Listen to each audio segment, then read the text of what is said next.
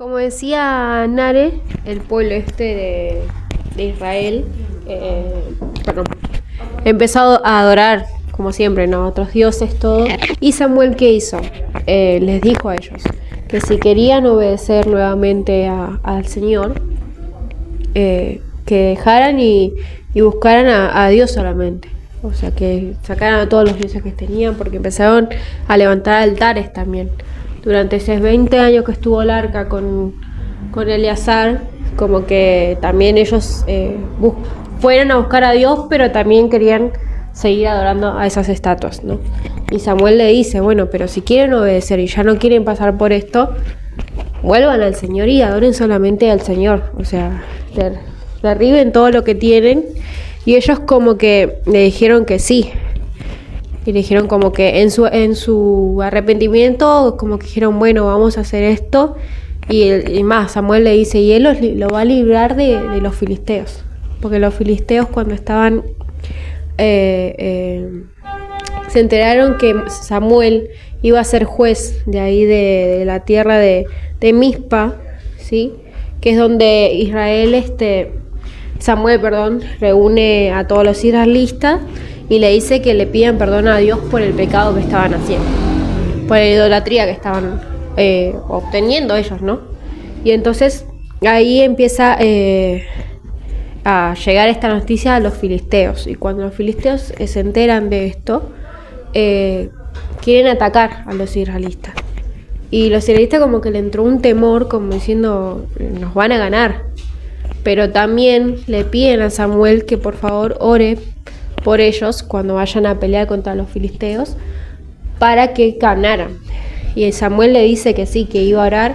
Y es más, Samuel como que ofrenda un sacrificio al Señor y le dice que por favor les ayude para ganar esa guerra. Y fue así cuando el Señor le escucha a Samuel y mientras estaba esa guerra y también esa oración llegó al Señor de Samuel, Dios mandó truenos. Y los únicos que los escucharon, pero esos truenos que dice, la Biblia dice que son esos truenos que asustan. Y los únicos que se asustaron fueron los filisteos.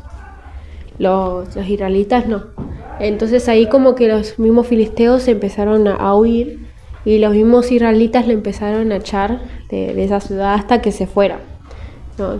Y ahí fue donde también el Señor peleó por el pueblo de Israel, ¿sí? Y ahí es cuando Samuel le dice, cuando ganan esa guerra, le dice, le llamó a ese lugar, ¿no? Le puso un nombre, Ebenezer. ¿Por qué? Porque hasta aquí nos ayudó Jehová y pudo ver la mano del Señor también derrotando y también venciendo, dando la victoria al pueblo de Israel, ¿no? Después que mientras Moisés estuvo a cargo de este pueblo, como que ellos estaban bien, ¿sí? Como que los israelitas recuperaron las ciudades que habían perdido, ya los filisteos ya no los molestaban, ya no iban a atacarlos, sino como que le tenían más o menos respeto, ¿sí? Y Samuel, cada año visitaba también a otras ciudades y allí él también aconsejaba a los israelitas, los ayudaba a resolver problemas que tenían entre ellos. Samuel también intervenía ahí, ¿sí? Y así hacía con todas las ciudades, que es una también de las ciudades, con la ciudad de Ramá, ¿sí? Que va en el capítulo 8, que el pueblo de Israel le pide un rey a Samuel. ¿Por qué? Porque Samuel ya estaba tan viejo que ya como que su vejez ya... pasa muy rápido todo, ¿no? Pero como que acá en este capítulo 8 dice que Samuel estaba tan viejo que ya como que no el pueblo ya no lo veía como un rey para el pueblo, para ser dirigidos por él, ¿no? Y entonces lo único que él tenía eran los dos hijos de él. Era el Joel y el segundo que era Abías. Pero estos dos hijos no hacían lo bueno delante del Señor. Como que siempre, pónganle que la Biblia da un ejemplo, ¿no? Que para dar una ofrenda o para que ese rey lo defienda a ellos, le tenían que dar plata a ellos, a los hijos de Samuel, para así agarrar y tener la victoria, ¿viste? Y como que eso no era soborno, exactamente. Y muchas cosas más eran también. Lo llevaba a lugares de pecado también al pueblo de Israel, ¿no? Y entonces el mismo pueblo de Israel le dice a Samuel, pero tus hijos no están bien, o sea, no estamos conformes con ellos porque no son como tú, no son iguales a ti, le dicen, ¿no? Y entonces cuando Samuel escucha esto, le dice al Señor y le presenta esa situación y le dice, Señor, mira, el pueblo de Israel me pide un rey. Entonces ahí cuando el Señor lo escucha, les dice, haz lo que te piden, no te están rechazando a ti, sino a mí, pues no quieren que yo sea su rey. Y el Señor le explica a Samuel, le dice, desde el día que los saqué de Egipto hasta hoy, ellos me han dejado de adorar para otros dioses, y así también lo hacen ahora contigo.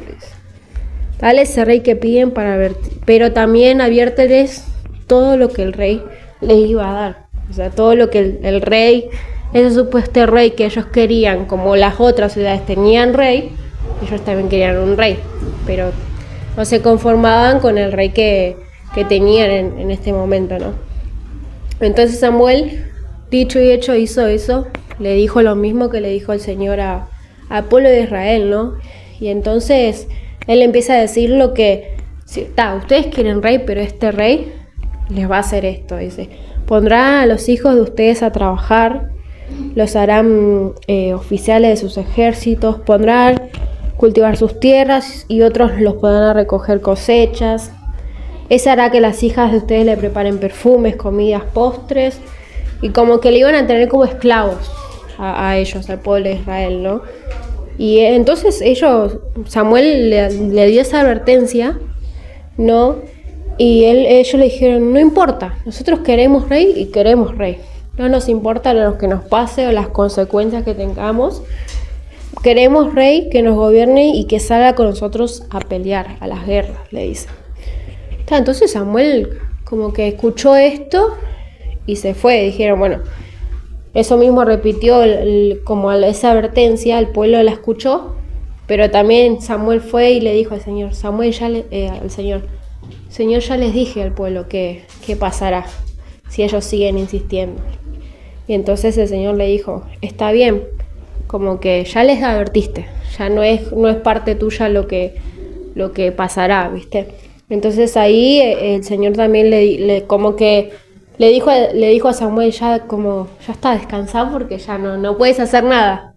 Por más que vos le adviertas lo que va a pasar, aunque yo les diga esto, aunque yo les diga lo otro, no van a recapacitar en su pensamiento, como que no le da opción a Samuel de advertirle otra cosa. Entonces Samuel le dice, bueno, listo, si ustedes quieren rey, ahora vayan a su casa, cuando sea el momento de que ese rey tome el lugar, va a pasar. Y así termina el capítulo 8 y el 8.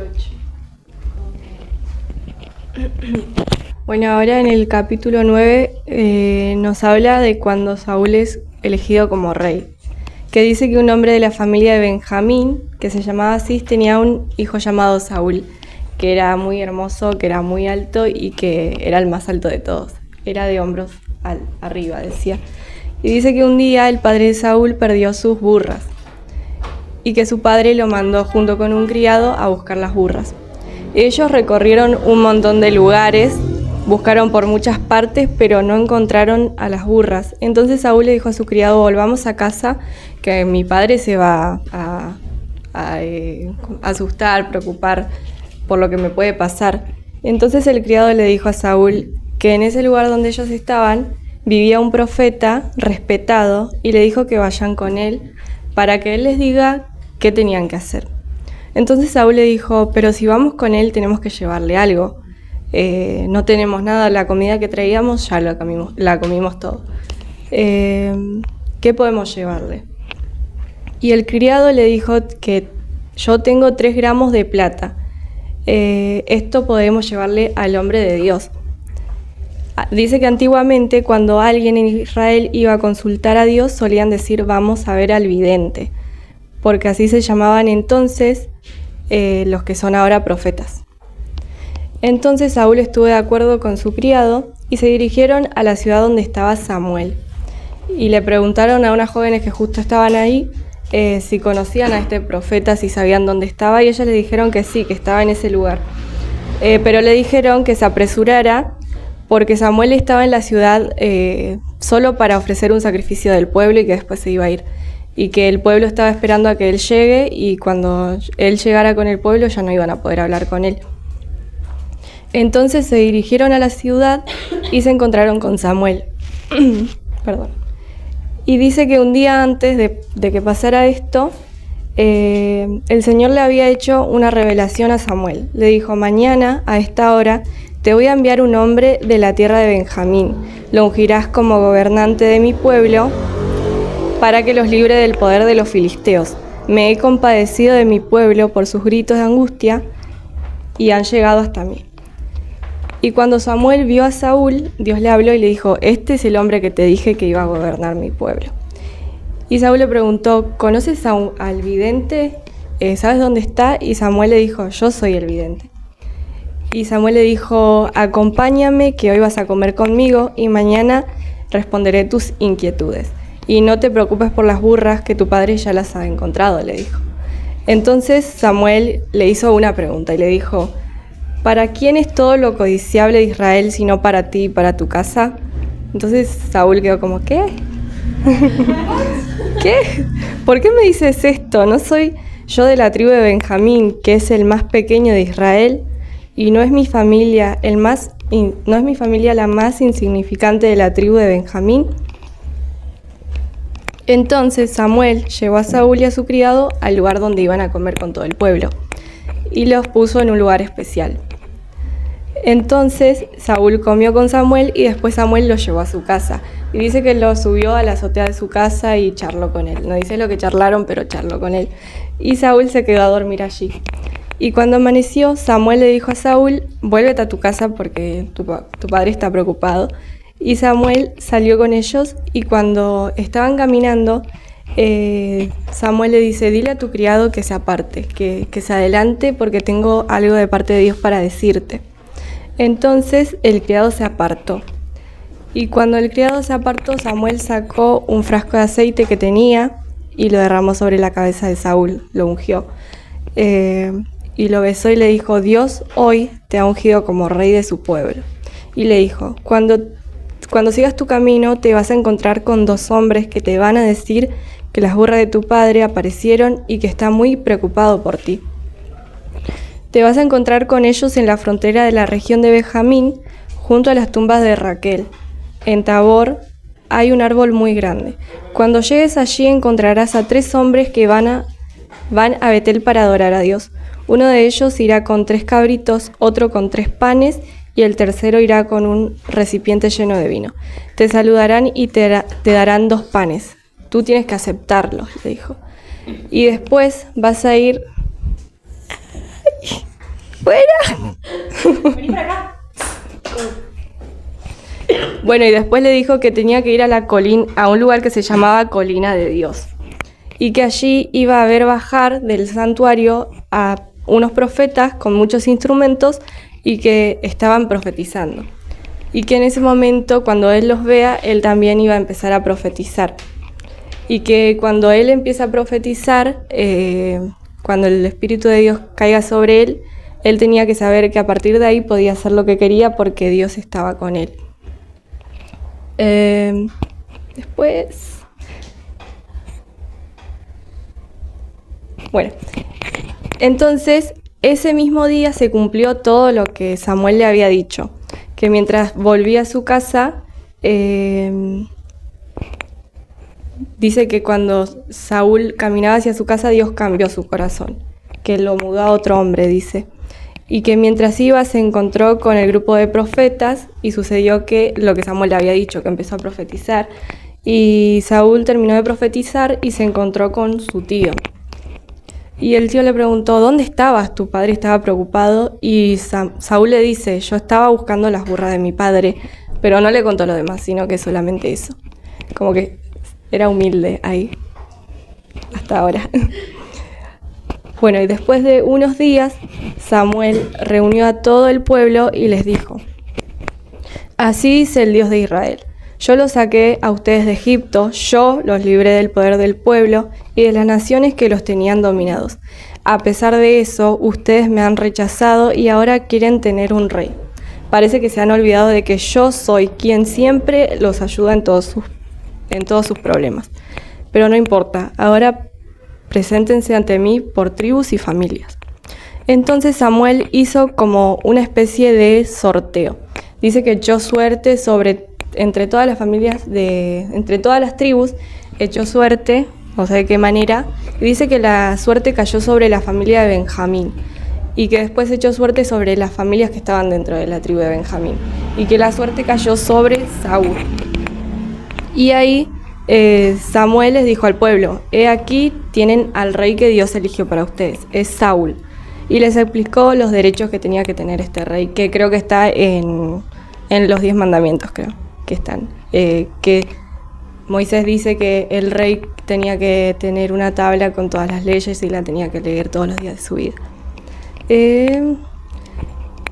Bueno, y después Samuel les dijo que todos volvieran a sus casas, y también Saúl volvió a su casa, pero dice que Dios hizo que un grupo de valientes siguieran a Saúl. Pero algunos del pueblo, que eran malos, como pensaban que Saúl no servía como rey y no lo querían, no le llevaron regalos y dijeron: Este es el que nos va a salvar si este no sirve. Pero Saúl no dijo nada y se calló. En cumplimiento de la palabra profética de Samuel, el juicio vino sobre la familia de Elí, Ofni y Finés. Murieron en las manos de los filisteos, además de 34,000 de sus compatriotas. Más terrible aún, el arca de Dios cayó en manos de los enemigos. Perturbado por las dos noticias, la catástrofe nacional y la muerte de sus hijos, Elí cae hacia atrás y muere. Sobre los hombros del joven Samuel es puesta la responsabilidad de reconstruir la fragmentada nación, tanto espiritual como políticamente. Los filisteos regresan el arca después de un pequeño estímulo divino, y los israelitas vuelven a adorar a Dios, el único verdadero. Pero a medida que Samuel se vuelve viejo, los hijos pervierten su oficio como jueces. Los ancianos piden un rey para que los gobierne, como ocurre en las otras naciones.